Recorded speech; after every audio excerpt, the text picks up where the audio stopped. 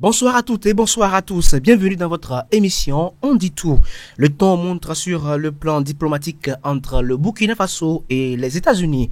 Washington a décidé de suspendre temporairement la délivrance des visas aux Burkinabés, une mesure que beaucoup jugent injuste et disproportionnée. Derrière cette décision, une tension. Le refus clair et souverain du Burkina Faso d'accepter sur son territoire des personnes expulsées des États-Unis dans le cadre d'une politique migratoire imposée. Et pour Ouagadougou, il s'agit avant tout d'une question de dignité et de souveraineté nationale. Le gouvernement a été ferme. Le Burkina Faso n'est pas une terre de déportation. Ce soir, nous allons revenir sur les faits, les motivations et surtout les implications de cette décision américaine. Un sujet sensible mais essentiel car il touche à la place de l'Afrique dans le monde et sa dignité et à son droit de dire non. Et pour en parler, les consultants sont sur ce plateau. Yannick Kwame, bonsoir, bienvenue. Merci Jérôme, bonsoir et c'est un plaisir d'être avec toi. Et Yannick n'est pas le seul consultant, Amen Segla également est là. Bonsoir Amen. Bonsoir Jérôme et bonsoir au peuple africain. Ensemble avec vous, chers consultants, nous allons donner les bonnes informations au peuple africain et à la communauté internationale. Amen Segla, comment comprendre la décision américaine de suspendre les visas burkinabés? Alors merci Jérôme. L'Afrique depuis belle lurette est considérée comme une terre d'expérimentation, un dépotoir où chacun peut venir laisser ce dont il veut s'en débarrasser.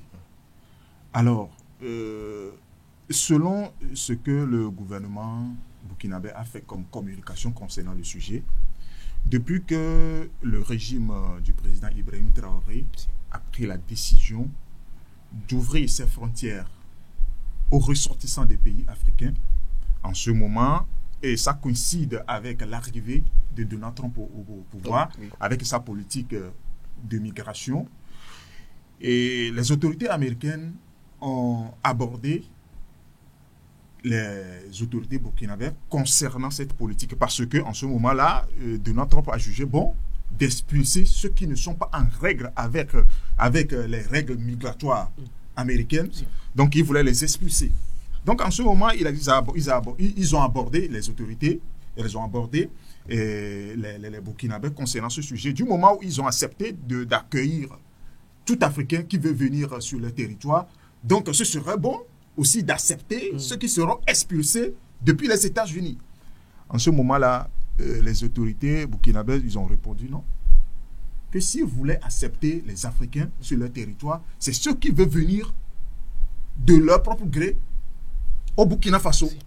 Mais ils ne voulaient pas cautionner cette politique d'expulsion américaine. Non, ils ne voulaient pas rentrer dans ces détails-là.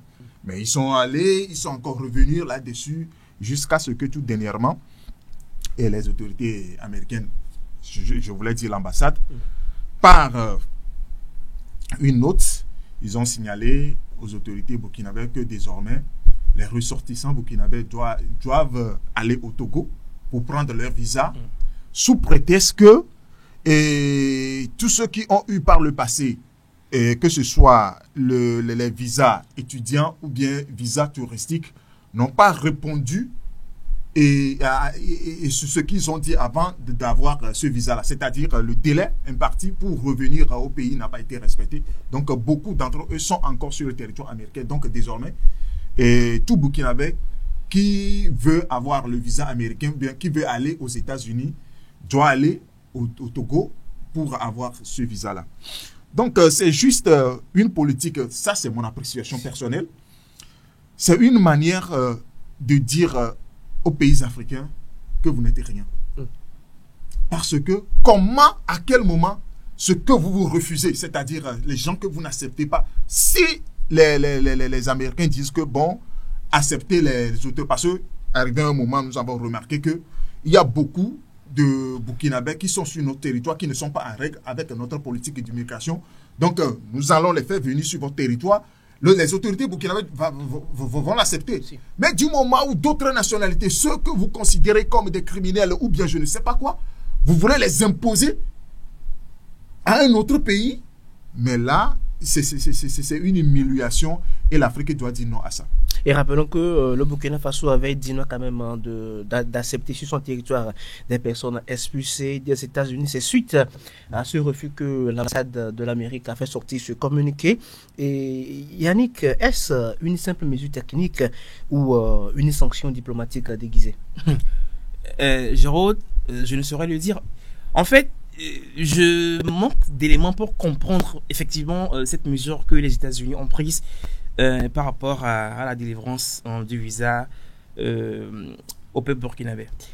Et tu sais, les États-Unis, ils sont libres, d'accord? Du moins, tout pays est libre de suspendre temporairement la délivrance des visas, la délivrance des visas. Et beaucoup de raisons expliquent cela. Beaucoup de raisons peuvent justifier cela. Notamment, quand par exemple, dans un pays, l'ambassade ou bien la représentation diplomatique d'un pays est fermée, eh bien, ce pays délègue la délivrance de son visa dans son ambassade, ou bien à son ambassade qui se trouve dans un pays voisin, un peu comme l'exemple de Lomé, par rapport au Burkina Faso. Et également, quand l'ambassade se trouve acculée par l'affluence, l'ambassade se retrouve avec plusieurs dossiers à traiter au même moment. Et aussi, quand l'ambassade rencontre des problèmes techniques, des problèmes logistiques et tout. Mais visiblement, nous ne sommes pas dans ce cas. Du moins, l'ambassade américaine au Burkina Faso à Ouagadougou ne se retrouve pas dans aucun de ces cas de figure. Du moins, le communiqué ou bien l'annonce qu'ils ont mise sur le site web officiel de l'ambassade américaine, de l'ambassade des États-Unis au Burkina Faso, eh bien, ils n'ont donné aucune raison valable. Amel vient de parler, il vient d'expliquer par rapport au fait que les États-Unis reprochent au Burkina Faso le dépassement des délais prévus par les immigrés qui sont là, les étudiants, ceux qui sont en visite touristique et qui sont toujours là, qui n'ont pas respecté le délai prévu. Eh bien, c'est juste un prétexte parce qu'il y a en Afrique, c'est ça. Il y a beaucoup de pays africains qui sont sur le territoire américain et qui n'ont pas respecté ce délai-là.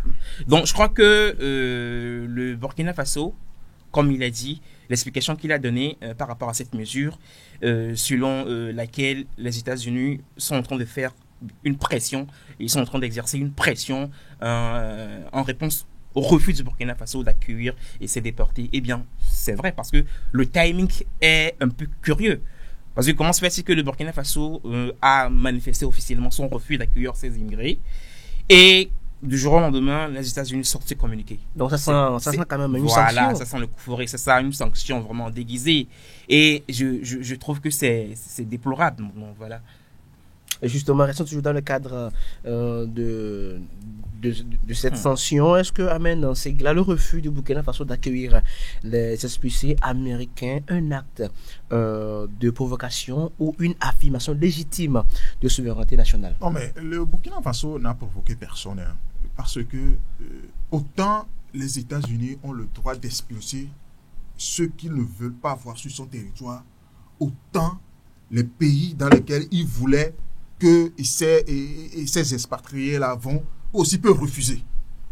Donc, si les États-Unis ont jugé bon, comme l'État burkinabé, parce que cette proposition a été faite à d'autres États, ils ont accepté. Par exemple, le Ghana a accepté, le Rwanda, d'autres pays également, ils ont accepté. Mais comme le Burkina Faso a dit non à cela, mais c'est comme si les États-Unis ne s'attendaient pas à cette réponse. Et puis bon, ils voulaient agir parce que bon, c'est une puissance que un État comme le Burkina Faso peut tenir la tête aux grands États-Unis. Donc il va falloir il doit s'attendre à ces sanctions-là. Et ça là, ce n'est pas une pratique qui date d'hier. Ça a été le cas depuis belle lurette, depuis longtemps. Ça a été toujours comme ça. Dieu seul sait combien de pressions et vont à l'encontre de nos chefs d'État. Et arrivé à un moment, mais ils se laissent aller.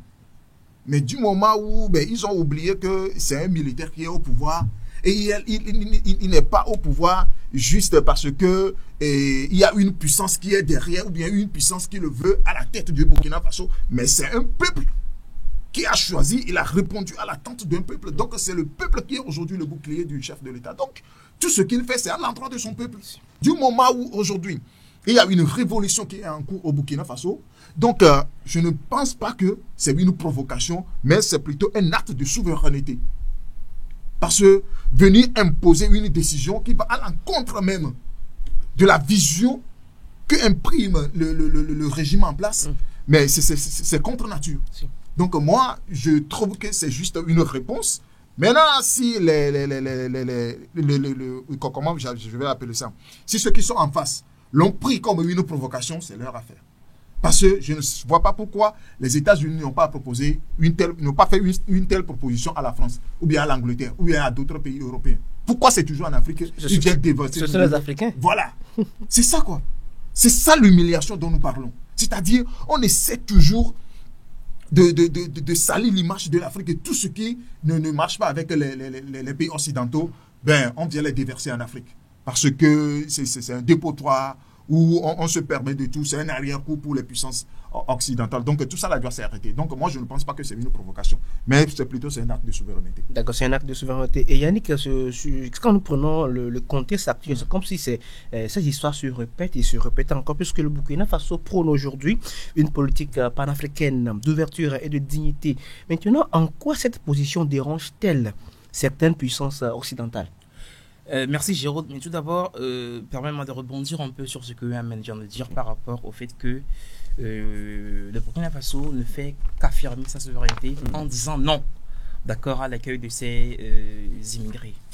Vous savez, quand on raconte, mais quand on dit que les puissances occidentales n'ont aucun respect pour les puissances africaines, pour les pays africains, eh bien, certains esprits éclairés trouvent que nous exagérons. Or, les réalités nous confirment cela chaque jour que Dieu fait. Et je ne vois pas... je ne trouve pas normal qu'un pays qui est en train de faire le ménage sur son territoire et qui veut se débarrasser des individus qu'il trouve désirables, eh bien, de déverser... Je suis pas en train d'accuser, mais de traiter ceux qui sont en train d'être déportés d'ordure. Au nom de là, déjà, la situation qu'ils traversent, c'est assez... ça fait pitié, d'accord? Et moi, personnellement, je suis de cœur avec eux. Mais ce n'est pas normal qu'on choisisse comme ça un pays et qu'on veuille le forcer à accueillir les personnes qu'on ne désire plus. Ce n'est pas normal. Et tu sais, si certains pays comme le Ghana, les Swatini, le Rwanda, le Soudan du Sud ont accepté ces déportés, eh bien c'est leur droit. Et si le Burkina Faso dit non, c'est également son droit. Justement. Et ces pays, le Ghana par exemple, ne rencontrent pas les mêmes difficultés, les mêmes défis que le Burkina Faso. Aujourd'hui, tout le monde connaît le contexte sécuritaire et humanitaire du Burkina Faso, les défis sécuritaires et humanitaires que ce pays et que le Burkina Faso est obligé de relever. Actuellement, nous sommes en train de parler des déplacés internes que le Burkina Faso, avec le capitaine Ibrahim Traoré à la tête, est en train de faire intégrer dans le tissu social burkinabé. Eh bien, c'est un défi considérable. Et imagine encore des personnes, des immigrés dont on ne connaît l'origine, on ne sait pas qui ils sont, venir encore s'ajouter à ce nombre de déplacés internes. Comment est-ce que le Burkina Faso va gérer ça? Eh bien, ça nécessite assez de moyens. Mais quand vous prenez Eswatini, et les États-Unis n'ont pas contacté ce pays-là pour faire venir les immigrés, les déportés. Les Swatini s'est levé un jour et puis a vu ces immigrés dans son pays. Comme ça, du jour au lendemain, ils sont atterris comme ça. Et ce n'est pas normal. C'est un diktat que les États-Unis sont en train d'imposer aux pays africains. Et il faut qu'on dise non. Il faut qu'on tape du poing sur la table.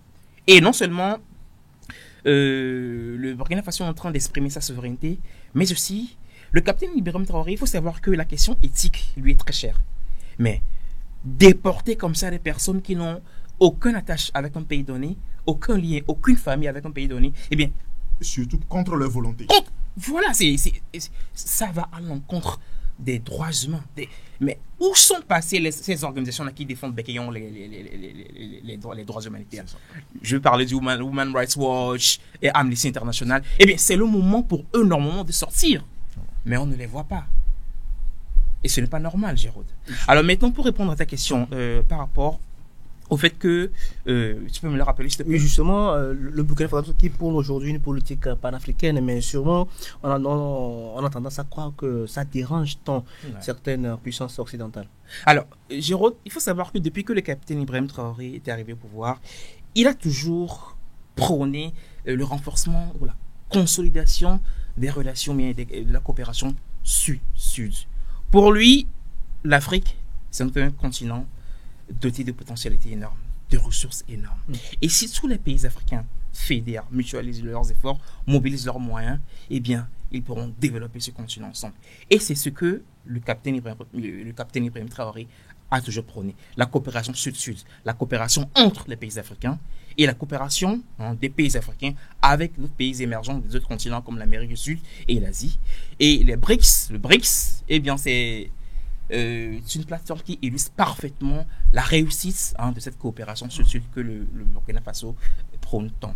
Et je crois que les puissances occidentales ont de quoi s'énerver parce que ça va à l'encontre des plans qu'ils ont.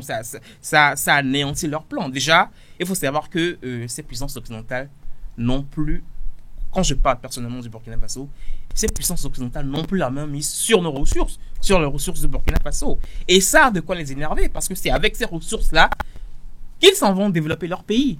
Et maintenant, une fois que leur pays est développé, grâce à leurs ressources, ils nous interdisent d'y avoir accès. Vous voyez un peu? Donc, ils ont de quoi s'énerver. Et non seulement ça les prive du développement de leur pays, mais ça remet en cause cette hégémonie qu'ils ont. C'est un peu comme piétiner un peu leur ego en fait. Donc c'est normal qu'ils s'énervent et qu'ils mettent en place des politiques pour nuire aux pays africains, du moins aux pays africains qui continuent toujours de collaborer avec eux. Oui, c'est clair. Pourquoi aujourd'hui la politique au Burkina Faso dérange-t-elle certaines puissances occidentales? Non mais je vais reculer un peu en arrière. Depuis l'indépendance, d'abord les pertes de l'indépendance qui ont jugé bon d'hisser leur pays au niveau de ces puissances, vous allez voir que on les a anéantis tous au même moment. On peut parler de Thomas Sankara, on peut parler de Nkrumah, on peut parler de Lumumba, on peut parler de Sylvanus Olympio. Donc vous allez remarquer que les puissances occidentales ne veulent pas voir les pays africains s'émanciper à un moment donné de leur histoire. C'est-à-dire, ils veulent vos ressources. Parce que vous avez tout ce dont eux, ils rêvaient pour développer leur pays. Mais à un moment donné, ils doivent comprendre que ce qui s'est passé par le passé ne peut pas continuer comme ça. Et si aujourd'hui le capitaine Ibrahim Traoré, qui incarne aujourd'hui une nouvelle vision de l'Afrique, parce que c'est avec l'arrivée du capitaine Ibrahim Traoré que nous avons compris, nous autres, que l'Afrique peut encore faire quelque chose sans forcément l'aide de ces puissances occidentales. Parce que quand vous voyez tout ce que ce monsieur est en train de mettre en place pour faire asseoir la souveraineté de son pays, ça dérange. Ça dérange. Et au premier plan, la France. Parce que, c'est que je ne sais pas si nous avons cette manière d'appréciation. Parce que le monde, en fait, l'Afrique a été charcutée d'une manière que le monde occidental a donné une partie à la France de s'en occuper. Du moment où la France a échoué, les États-Unis veulent reprendre la place. C'est ça. Parce qu'ils ont en face la Russie qui ne se fait pas, qui ne se laisse pas faire. Et puis bon, comme ils voient que la Russie est en train de tisser des accords avec les pays où la France, la France a échoué lamentablement, donc les États-Unis veulent reprendre sa place. Donc dans leur tête, l'Afrique c'est leur arrière-coup, c'est un territoire libre où ils peuvent venir faire de n'importe quoi sans que personne ne parle. Yannick vient de donner un exemple tout à l'heure. Si un pays peut voir les immigrés ou bien les gens qui sont déportés d'un autre pays sans être avisés, ça veut dire que le président de ces pays s'est laissé faire. Parce qu'ils savent très bien que les États-Unis savent très bien que même si ils n'informent pas le président ou bien ceux qui dirigent le pays, il n'y aura pas d'histoire à ça. Parce que bon, écoutez, ce sont nos suzerains, ce sont nos valets, donc on peut faire tout ce qu'on veut. Donc c'est ça. Donc si un pays ne veut pas comme le Burkina Faso, ça devient scandale international, ça devient une crise diplomatique. Et là, Le Burkina Faso actuellement est épinglé comme un pays qui est contre la politique occidentale. Et c'est comme ça, c'est mieux. On est contre la politique occidentale. Du moment où ça ne sait pas, si tu acceptes les accords commerciaux déséquilibrés, là, tu es un bon pays. Si tu arrives à brader tes ressources énergétiques et minières, là, tu es un bon pays. Mais du moment où tu demandes un tant soit peu l'équilibre entre les accords, on dit que non, que toi, tu es putschiste, que tu n'es pas digne, tu es terroriste, tu es un dictateur. Et toujours dans ce contexte, le gouvernement burkinabé affirme, je cite, nous resterons en bonne relation avec tous les États qui nous respectent en tant qu'humains, avec tous les États qui respectent notre dignité. Yannick, que peut-on comprendre par cette affirmation? Alors, merci Géraud. Aujourd'hui, si vous voyez, mais si vous entendez le nom du Burkina Faso à l'international, eh bien c'est un nom vraiment reluisant. Le nom du Burkina Faso à l'international inspire la confiance. Et vous savez, cela ne s'est plus produit, ça fait plus de 30 ans déjà, en fait depuis l'époque du capitaine Thomas Sankara. Vous savez, et si aujourd'hui le Burkina Faso arrive à ce niveau, eh bien c'est grâce à la position ferme qu'a montré le capitaine Ibrahim Traoré dans ses relations, dans ses interactions avec les autres pays. D'accord? Il ne s'agit pas d'accepter comme ça, bêtement, les dictats imposés par les puissances occidentales ou toute puissance que ce soit. Aujourd'hui, ne soyez pas surpris si le Burkina Faso accepte de collaborer à nouveau avec la France sur d'autres plans. Si aujourd'hui la France est prête à considérer le Burkina Faso comme un pays souverain, comme un pays où, bien comme un pays avec lequel il faut faire des affaires, il faut faire des partenariats, mais sans être obligé de venir s'ingérer dans les affaires du Burkina Faso. Donc, c'est ça que le capitaine Ibrahim Traoré déplore, c'est ça qu'il dénonce. Et quand il est arrivé au pouvoir, qu'est-ce qu'il a fait? Il a mis fin aux différents accords coloniaux, les accords de défense, les accords économiques. Il a redessiné une nouvelle carte, de nouveaux causes, surtout le code minier qui permettait à ces puissances occidentales de venir piller des ressources sur le sol burkinabé. Donc, dans ta question, tu as répondu à la réponse. Il est à la fois en train de manifester une politique d'ouverture, de tendre la main aux autres nations. Il est prêt, il est disposé à collaborer avec les autres nations. Mais au même moment, ce n'est pas parce qu'il est prêt, il est disposé à collaborer avec d'autres pays que vous allez vous ingérer dans ces affaires. Voilà, c'est une marque de respect que les autres pays, dont les autres pays doivent faire face s'ils veulent collaborer aujourd'hui avec le Burkina Faso. Regardez, le Burkina Faso est aujourd'hui en train de collaborer avec la Russie, la Turquie, la Chine. Eh bien, ce sont des pays qui ne viennent pas s'ingérer dans les affaires du Burkina Faso.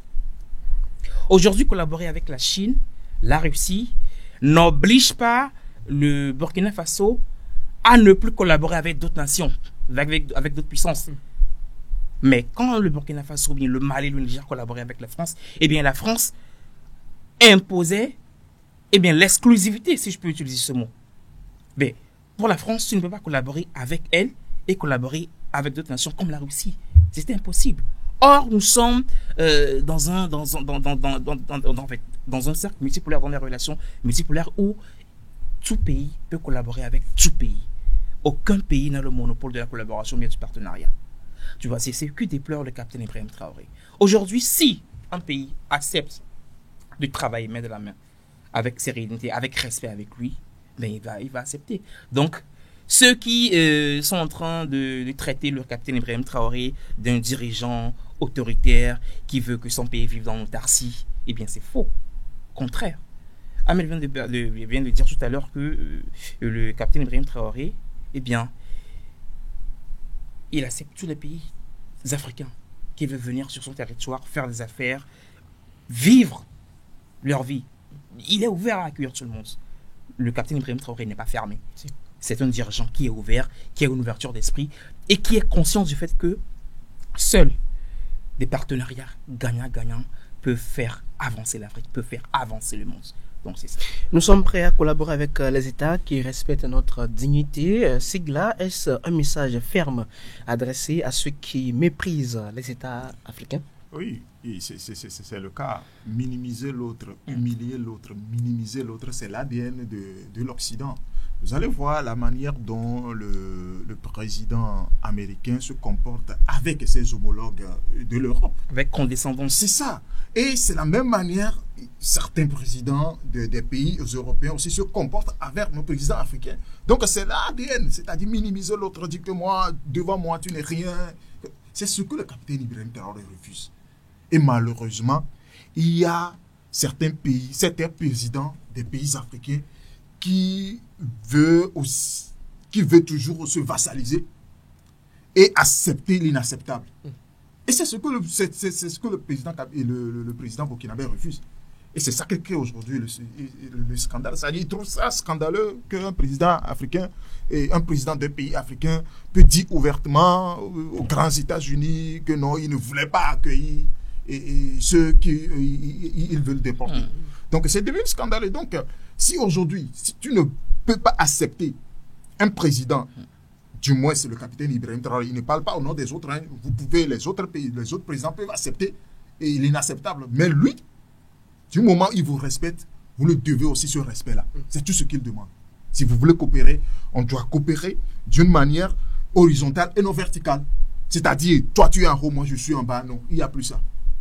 Et c'est ça qui fait de lui le grand dictateur, un président putiste, le bourreau impitoyable. Voilà. Et tout ce nom-là. Donc, à partir le jour où l'Afrique va se réveiller, c'est le jour où les présidents africains, c'est-à-dire, quand on parle d'un pays, on parle d'abord du chef de l'État.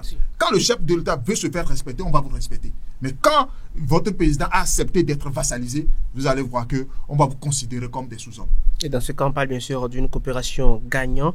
Gagnant et chers consultants, face à cette situation, quelles mesures de réciprocité le Burkina Faso pourrait-il envisager tout en préservant ses relations avec le peuple américain? En fait, le Burkina Faso n'a jamais remis en cause l'accord diplomatique ou bien les relations diplomatiques entre lui en tant qu'État et les États-Unis.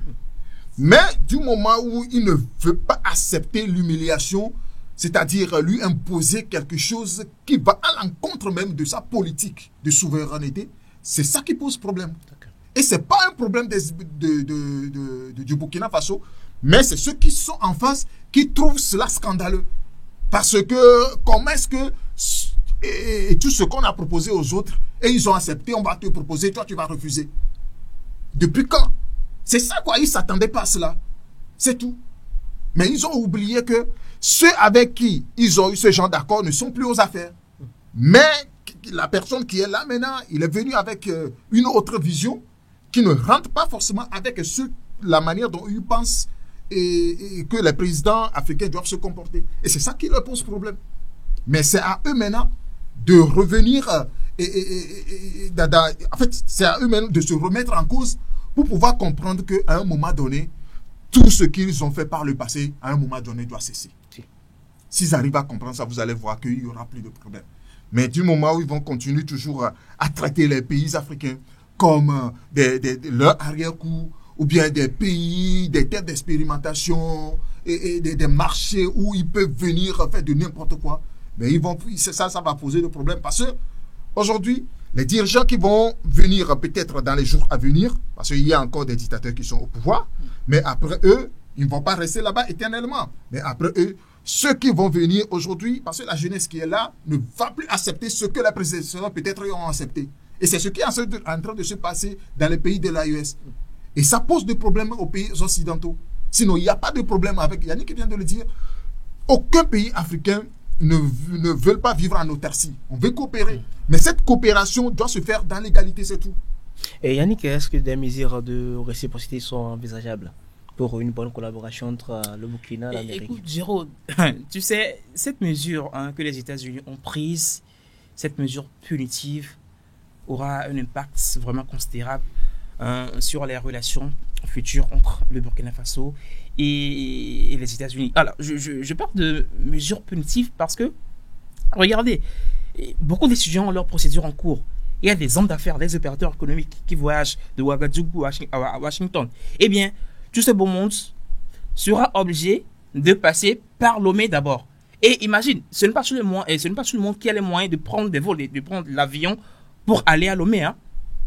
C'est-à-dire qu'ils vont se taper, les étudiants vont se taper des kilomètres de route pour quitter Ouagadougou pour aller à Lomé. C'est énorme, c'est énorme. Donc, je crois que ça va redéfinir un peu le type de relation qu'il y a entre le Burkina Faso et les États-Unis. Alors, mesure de réciprocité. Ahmed vient de dire quelque chose tout à l'heure, que le Burkina Faso ne considère pas cela comme un problème. Voilà. Mais les États-Unis, visiblement, sont en train d'en faire tout un fromage, si vous me permettez ces termes. Alors, moi, je trouve que le capitaine Ibrahim Traoré est en train d'œuvrer pour que le Burkina Faso retrouve sa souveraineté. Et toutes les démarches qu'il effectue, qu'il entreprend, vont dans cette logique-là. Alors, pour moi, la meilleure réponse face à ce type d'embêtement, parce que c'est du manque de respect, c'est de l'embêtement pur et simple. La véritable réponse et la réponse durable, c'est quoi? C'est que le Burkina Faso fasse tout pour qu'il devienne ce pays où les Américains voudraient venir s'installer. Et je crois qu'il est sur la voie, il a compris cela. Et il est conscient de la potentialité des ressources énormes dont dispose son pays. Et il est en train de tout faire pour que le pays, le Burkina Faso, soit développé. Et il a compris, en fait, nous ne pouvons pas être chez nous là-bas, aux États-Unis, en France. Nous ne sommes pas chez nous là-bas. Et ces pays ont le droit de nous refuser. Vous voyez? Et si nous-mêmes, nous développons nos pays, c'est parce que nous refusons de développer nos pays, nous acceptons d'être... Regardez. Et il y a certains qui ont l'habitude d'insulter nos ancêtres, qu'ils ont été stupides, qu'ils se sont fait avoir par des cafés et par du café du miroir, des armes, des whisky et tout. Mais nous ne sommes pas mieux qu'eux, Jérôme. C'est une manière de nous insulter, c'est tout. Nous ne sommes pas mieux qu'eux. Non, que toi et ton grand-père, ton arrière-grand-père a donné whisky. C'est-à-dire, on lui a donné whisky et puis il a donné à peut-être ton oncle au blanc. Mais Jérôme, c'est une manière de vous insulter. Et vous voyez le compte. Or, nous ne sommes pas mieux qu'eux parce qu'aujourd'hui, nous avons l'information. Nos grands ancêtres, eux, ils étaient incultes. Ils n'avaient aucune information. Nous, aujourd'hui, nous avons l'information qu'il faut. Nous avons été à l'école. Nous sommes intelligents, nous réfléchissons. Mais malgré ça, eh bien, on continue par nous voler, par nous piller, par nous tromper. Mais c'est énorme. En fait, le problème de l'Afrique est que l'Afrique, c'est une terre d'hospitalité. C'est-à-dire, on aime les étrangers. C'est tout notre problème. On aime les étrangers. C'est-à-dire, on voit les autres comme nous. Mais eux, ils ne nous voient pas comme eux. C'est ça le problème. C'est là que se trouve tout ce qui est déséquilibre dans cette affaire-là. C'est-à-dire, eux, ils viennent avec une autre intention. C'est pour vous ensevelir, c'est-à-dire, ils sont venus pour vous piller, quitte à vous tuer. Mais or, malgré tout ce qu'ils nous ont fait, je ne vois pas dans quel pays un ressortissant des pays occidentaux peut mettre pied aujourd'hui en Afrique et ne pas être accueilli. On va l'accueillir mieux, même comme nous prend. Parce que en tant que noir, quand moi je vais dans un pays peut-être de l'Afrique, la manière dont on va m'accueillir, on ne va pas accueillir les blancs comme ça. On va accueillir un blanc mieux parce que déjà, c'est ça l'Africain. Mais c'est ça aussi notre faiblesse. Il va falloir qu'on doit commencer par se réveiller et à comprendre comment les autres agissent envers nous et prendre toutes les mesures qui s'imposent. Et merci justement à vous, chers consultants, pour vos informations. Nous tendons vers la fin de cette émission. Et en refusant d'être une terre de déportation, le Burkina Faso rappelle au monde que la dignité nationale n'est pas à vendre. Et comme l'a dit les autorités burkinabées, nous resterons en bonne relation avec les États qui nous respectent en tant qu'humains. Le message est donc clair, ouvert au dialogue mais ferme sur les principes. Le Burkina Faso choisit le respect, la souveraineté et la dignité. Merci à vous de nous avoir suivis et bonne suite de nos programmes. À la prochaine.